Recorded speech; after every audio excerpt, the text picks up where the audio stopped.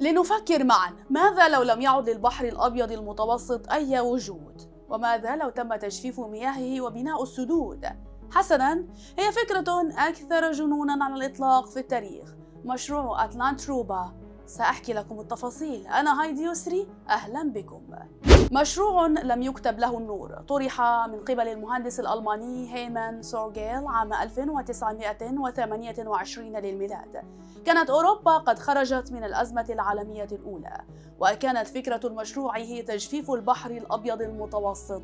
وطبعاً تحقيق هكذا إنجاز جبار قد يحتاج إلى إمكانيات جبارة من الموارد، وبالتالي ستتعاون أوروبا وتنشغل معاً بالعمل، فتقل حدة سباق التسلح وتطغى روح التعاون. من جهة أخرى، سينتهي السباق الاستعماري والتوسعي نظرا لكون المشروع سيضمن توفير مساحات ضخمة للغاية من الأراضي الجديدة. كان المشروع يطمح إلى خفض مستوى سطح البحر الأبيض المتوسط، ما يوفر ما يقارب من 600 ألف كيلومتر مربع من اليابسة، وهو هنا ما يوازي المساحة الكلية لدولة فرنسا. فكان مشروع سورغيل يحتاج مبدئياً ما بين 200 ألف إلى مليون عامل، وقال إنه يمكن إنجازه خلال 10 أعوام فقط. كان أساس الفكرة هنا يكمن في إقامة سد عند مضيق جبل طارق لإغلاق البحر الأبيض المتوسط تماماً، وكان المقترح أن يكون تصميم السد بشكل الحدوى، إضافة إلى سد آخر عند مضيق الدرنديل لإيقاف تدفق مياه البحر الأسود، أيضاً إقامة سدود بين جنوب إيطاليا وصقلية وتونس، وذلك كي ينقسم وينفصل البحر إلى جزء شرقي وآخر غربي فيسهل تجفيفه، ويتم توليد طاقة كهرومائية. إضافة إلى ذلك، سيسمح السد بإنشاء طريق بري بين القارتين.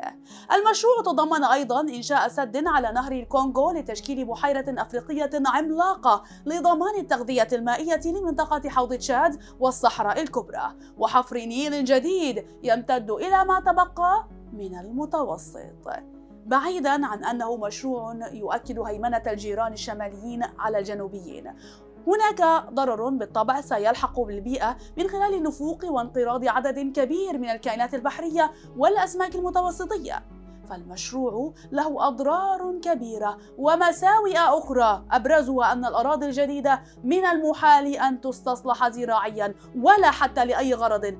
ببساطة ستكون عبارة عن أراضي ملحية بامتياز، إلا إذا كنت محباً للطعام المملح بالطبع، فهو مفيد لك بلا شك. بالتأكيد لن يستفاد من المشروع زراعياً على عكس ما هو مفترض. أيضاً سيحول مناخ دول جنوب أوروبا إلى شبه صحراوي، نظراً لقلة السحب الممطرة ستكون الحرارة قاسية، بالإضافة إلى أن المشروع غير مضمون بالمرة، مع أن سورغيل راعى احتياطات وضمانات السلامة كافة. وإن كان مشروعاً ضخماً فلا يضمن نجاحه 100%، خصوصاً في ذلك العهد. ونتيجة لكل هذه الأسباب مجتمعة، قامت الأمم المتحدة برفض المشروع نظراً للمخاطرة وقلة الاستفادة منه، ولو نجح أيضاً مقارنة بالخسائر والتكاليف. ربما لو نجحت أتلانت روبا لكان العالم الآن أكثر تطوراً في الوقت الحالي بسبب الطفرة الكهرومائية آنذاك في القارة العجوز، ولربما تم ربطنا بأحمال كهربائية من صحراء نابولي الآن. لكن في المقابل فإنه سيكون المناخ صعبا للغاية على الجميع، والبحر المتوسط سيكون عبارة عن بحيرة مصغرة، لكن سيوفر لنا الكثير والكثير من الملح. وأنتم ماذا ترون؟ شاركونا بآرائكم.